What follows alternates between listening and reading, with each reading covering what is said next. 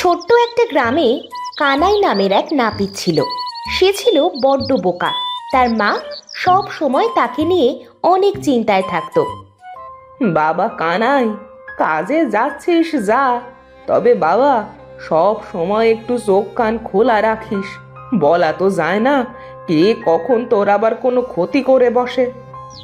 মা, ও মা, তুমি কি সব বলছো? আমার চোখ কান তো সব খোলাই থাকে, রাত ছাড়া বন্ধই করি না।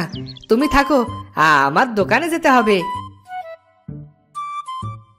হায় রে কপাল, বোকা শোকা ছেলেটাকে নিয়ে যে কিভাবে বেঁচে আসি। কিরে কানাই, আজ এত সকাল সকাল কাজে চলে এসেছিস? হ্যাঁ গো বেড়াল ভাই, আমাকে যে অনেক টাকা কামাতে হবে।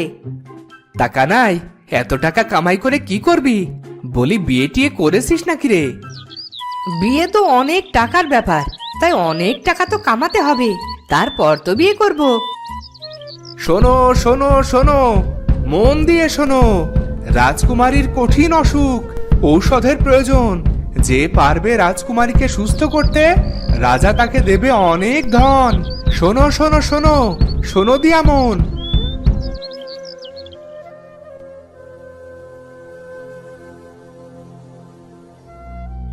বেলাল ভাই, রাজ ঢুলি যা বললো তা কি তুমি শুনেছো? তার বলতে রে কানাই, রাজকুমারীকে সুস্থ তো আমিই করব। যাই, রাজকুমারীকে সুস্থ করতে বের হই। আরে ও বেলাল ভাই, আমাকেও একটু বলো, কোথায় গিয়ে রাজকুমারীকে সুস্থ করবে? ঘোড়ার ডিম আনতে যাই, ঘোড়ার ডিম দিয়েই তো রাজকুমারীকে সুস্থ করব। যত সব বলদের বলদ, শুভ কাজে বাধা দেয়। কি, ঘোড়ার ডিম? রাজকুমারী সুস্থ হবে ঘোড়ার ডিমে? আমারও ঘোড়ার ডিম খুঁজতে হবে। যদি পেয়ে যাই তাহলে রাজামশাই খুশি হয়ে অনেক সোনা দানা ধন দৌলত দেবে। দোকান আজ বন্ধ করে মাকে এই সুখবরটা দিয়ে আসি। ও ও ভাই কানাই, দোকান বন্ধ করে কোথায় যাচ্ছ? আমার যে চুল কাটতে হবে। না ভাই, আজ আর পারবো না, আমাকে আজ ঘোড়ার ডিম খুঁজতে হবে। ঘোড়ার ডিম? তা ভাই কানাই, তুমি কি জানো কোথায় ঘোড়ার ডিম পাওয়া যায়? তা তো জানি না ভাই। আচ্ছা, তুমি কি জানো? এই তো কানাইকে বোকা বানানোর সময়। কি ভাই, কথা বলছো না যে? হ্যাঁ হ্যাঁ, আমি জানি কোথায় ঘোড়ার ডিম পাওয়া যায়, তবে এর আগে আমাকে বিনামূল্যে চুল কেটে দিতে হবে, তবেই বলবো। চুল কাটার বিনিময়ে ঘোড়ার ডিমের সন্ধান? এটা তো সুবর্ণ সুযোগ। আমি এখনই চুল কেটে দিচ্ছি, তুমি বসো বসো। কানাই লোকটির কথা মতো তাকে বিনামূল্যে চুল কেটে দেয়। বিনামূল্যে চুল কাটার পর কানাই বলে, এই তো ভাই, তোমার চুল কাটা শেষ। এবার তাড়াতাড়ি বলো, ঘোড়ার ডিমের সন্ধান বলো। ফাও ফাও চুল তো কাটা শেষ, এবার বোকা বানিয়ে এর কাছ থেকে কিছু টাকা হাতিয়ে নি। ও ভাই, তাড়াতাড়ি বলো, আমার যে আর তর্স হইছে না।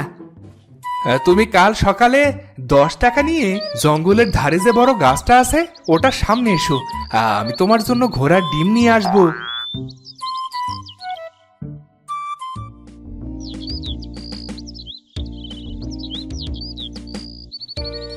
যেই ভাবা সেই কাজ।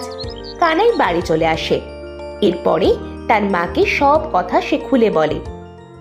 আরে কানাই, লোকটা তোকে মিথ্যে বলেছে, ও তোকে বোকা বানিয়েছে। না মা, তুমি বুঝতেই পারোনি। আমাকে কাল 10 টাকা দেবে, আমি ভোরেই বের হব। কানাইয়ের মা তার ছেলেকে কিছুতেই বোঝাতে পারছিল না। এদিকে কানাই তখনও অনড়।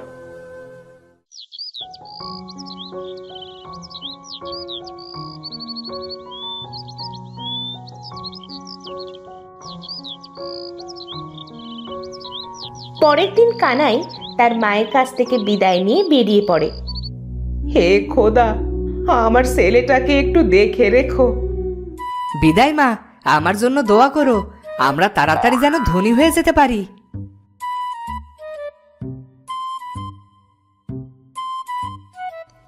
কানাই কাঁধে পুঁটুলি বেঁধে জঙ্গলের ধারে আসে। কিরে ভাই কানাই, এত দেরি করলি কেন? তোর এই ঘোড়ার ডিম নিয়ে সেই কখন থেকে বসে আছি। দাও ভাই দাও, ঘোড়ার ডিমটা এবার আমার হাতে দাও না। এই নাও টাকা। তা কানাই, তরমুজ তো নিলি না, মানে ঘোড়ার ডিম তো নিলি না। এবার ডিম ফুটে ঘোড়ার বাচ্চা বের হলে কি করবি? আরে তাই তো, এখন কি করি? এই নে আমার গামছাটা নে। ডিম ফুটে ঘোড়ার বাচ্চা হলে এই গামছা দিয়ে বেঁধে দিস। আমি আসি এখন।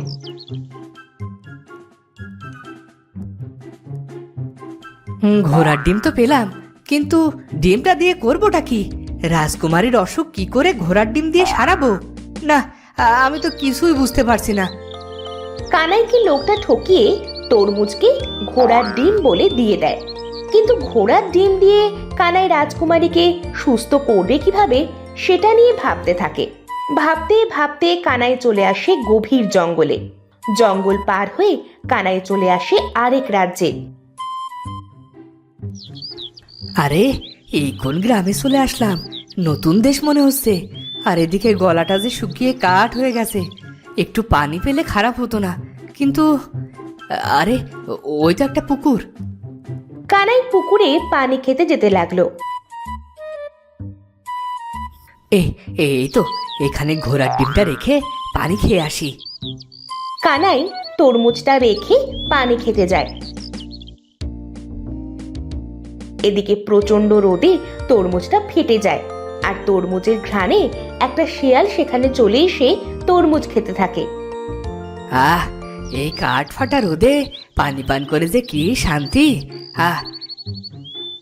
আরে বাহ, কি খুশির দৃশ্য! আমার আমার ঘোড়ার ডিম ফেটে ঘোড়ার বাচ্চা বের হয়ে গেছে। কানাই চুপি চুপি শিয়ালের কাছে যেতে থাকে। এদিকে শিয়াল এক নাগাড়ে তরমুজ খেয়েই চলেছে। কানাই তার হাতের গামছা দিয়ে শিয়ালকে পিছন থেকে বেঁধে ফেলে। এই তো আমার ঘোড়া ছানা, ধরে ফেলেছি তোমায়। একটু হলেই তো আমার ঘোড়ার ডিমের ছানাটি হারিয়ে ফেলতাম। কানাই শিয়ালকে ঘোড়ার ডিমের ছানা ভেবে গামছা দিয়ে বেঁধে নিয়ে যাচ্ছিল। তখনই গ্রামের কয়েকজন লোক তার কাছে আসে।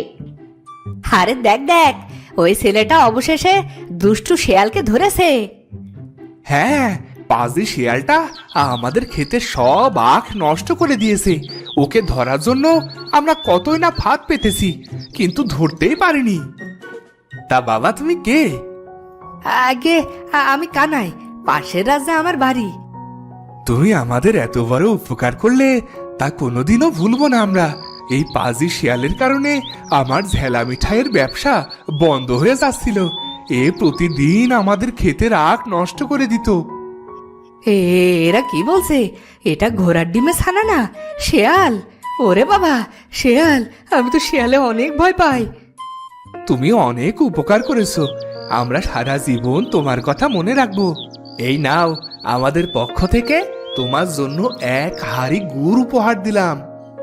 গ্রামবাসী কানাইকে খুশি হয়ে এক হাঁড়ি ঝোলা গুড় দিল, আর শিয়ালটিকে বন্দি করে নিয়ে গেল। যাক বাবা, এইবার এই ঝোলা গুড় নিয়ে বাড়ি ফেরা যাক। কানাই ঝোলা গুড়ের হাঁড়ি নিয়ে বাড়ি রওনা হয়। হাঁটতে হাঁটতে একসময় কানাই গভীর জঙ্গলে চলে আসে। এই ছোকরা, এদিকে আয়। কে কে? ও দরবেশ বাবা, আপনি? কিরে, তুই এই গভীর জঙ্গলে কেন এসেছিস? কানাই দরবেশ বাবাকে সব কথা খুলে বলে। বুঝতে পেরেছি কানাই, তা তুই এই ঝোলা গুড় নিয়ে কি করবি? এই গুড় আমি রাজকুমারীর অসুখ সারানোর জন্য দেব। দে, তোর ঝোলা গুড়ের হাঁড়িটা আমার কাছে দে। দরবেশ বাবা কানাইয়ের ঝোলা গুড়ের হাঁড়িতে ফুঁক দিয়ে দেয়। এই নে কানাই, এবার এই ঝোলা গুড় যে কোনো অসুস্থ ব্যক্তি খেলে সে সাথে সাথেই সুস্থ হয়ে যাবে।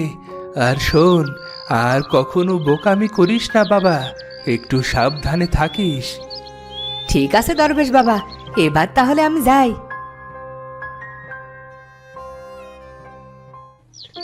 কানাই ঝোলা গুড়ের হাঁড়ি নিয়ে সোজা রাজপ্রাসাদে চলে যায়। কি হে ছোকরা, এই হাড়ি নিয়ে আমাদের কাছে কেন এসেছো? আগে রাজামশাই, এই হাড়িতেই রয়েছে রাজকুমারীর মহা ঔষধ। কি? রাজকুমারীর মহা ঔষধ? তোমার থেকে অনেক বড় বড় কবিরাজ এসেছিল আমার মেয়ের জন্য মহা ঔষধ নিয়ে, আর সবাই ব্যর্থ হয়ে পালিয়ে গেছে। আমাকে একটু বিশ্বাস করেই দেখুন রাজামশাই। এত করে যখন বলছো তাহলে এসো আমার সাথে। তবে মনে রেখো, যদি তোমার মহা ঔষধ কাজ না করে তাহলে তোমার স্থান হবে কালকুঠুরিতে। আগে ঠিক আছে রাজামশাই। এসো, আমার সাথে এসো। রাজা কানাইকে নিয়ে অসুস্থ রাজকুমারীর কাছে যায়। রাজমাতা, রাজবৈদ্য, এই দেখুন, এই লোকটা রাজকুমারীর জন্য কি যেন এনেছে। এই নিন রাজমাতা, এগুলো হলো ঝোলাগুড়। একটু ঝোলাগুড় রাজকুমারীর মুখে তুলে দিন। রাজমাতা একটু ঝোলা গুড় রাজকুমারীর মুখে তুলে দেয়, কিন্তু কোনো কাজ হয় না। দেখলি দেখলি তো, কোনো কাজ হলো না। সেপাই, আরে এই সেপাই, একে এখনই কালকুঠুরিতে নিক্ষেপ করো। বাবা, রাজকুমারী, আমার মেয়ের জ্ঞান ফিরেছে। আমার মেয়ে সুস্থ হয়ে গেছে। ওরে, কে কোথায় আছিস? এই কানাইকে ওর প্রাপ্যটা বুঝিয়ে দে। তার আর দরকার হবে না রাজামশাই, আপনি আমাকে রাজ নাপিতের চাকরিটা দিলেই আমি বেশ খুশি হব। চুল কাটা যে আমার পেশা। ওরে কানাই রে, তোর জন্য আমার মেয়ে সুস্থ হয়েছে, আর আমি তোকে শুধু নাপিতের চাকরি কেন, সাথে ধন দৌলত সব দেব। রাজা ঘোষণা অনুযায়ী কানাইকে তার প্রাপ্য ধন ও দৌলত প্রদান করে। সেই সাথে কানাই রাজ দরবারে নাপিতের চাকরিও পেয়ে যায়। এরপর থেকে কানাই তার মাকে নিয়ে সুখে শান্তিতে বসবাস করতে থাকে। তো বন্ধুরা, ভিডিওটি কেমন লাগলো? যদি ভালো লাগে চ্যানেলটি সাবস্ক্রাইব করে বেল আইকনটি বাজিয়ে দিও। দেখা হচ্ছে পরের ভিডিওতে। ধন্যবাদ।